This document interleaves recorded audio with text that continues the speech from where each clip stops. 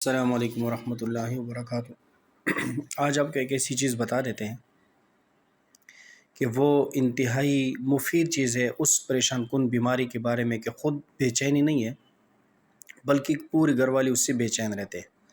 اگر بچے کو کانسے ہو تو بچہ خود بھی نہیں سو سکتا اور اس کی بھی تکلیف ہوتی ہے، لیکن اس کے پورے گھر والوں کو تکلیف ہوتی ہے۔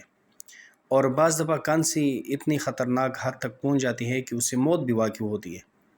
مثلا جس بندے کی گردے کمزور ہو، وہ گردوں کا مستقل بیمار ہو اور وہ زور زور سے کانسے تو اس کی گردے اور بھی پھٹ جاتے ہیں۔ اس طرح حاملہ خاتون کے لیے بھی کانسی مضر ہے، اور اسی طرح کمزور بندہ، عمر رسیدہ بندہ کے لیے بھی حد سے زیادہ جو کانسی ہے اس کی موت بھی واقع ہو جاتی ہے۔ تو کانسی ایک ایسی بیماری ہے کہ یہ صرف کانسنے والے کو تکلیف نہیں بلکہ ساتھ دوسروں لوگوں کو بھی تکلیف ہوتی ہے۔ اس کے لیے میں ایک آسان سا نسخہ بتا دیتا ہوں۔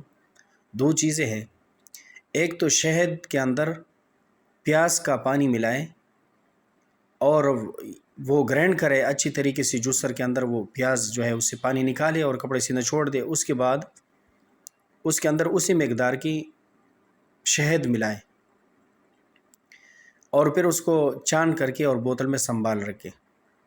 یہ بھی کانسی کے لیے مفید چیز ہے، اسی وقت کانسی ختم ہو جاتی ہے۔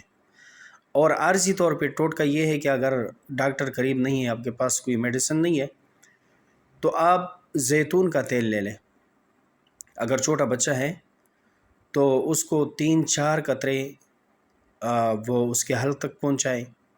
اگر بڑا بندہ ہے تو اس کے لیے یہ ہے کہ آدھی چمچی زیتون کے تیل سے بھر لے اور اس کو پلائے۔ تو اس وقت جس قسم کی بھی کانسی ہو، کالی کانسی ہو، بلغمی کانسی ہو، خشک کانسی ہو، جس قسم کی کانسی ہو، اللہ تعالیٰ کے فضل سے وہ کانسی ختم ہو جائے گی۔ یہ نسخہ خود بھی اپنے پاس محفوظ رکھے اور یہ لوگوں کو بھی بتائے، بڑی کارآمد چیز ہے۔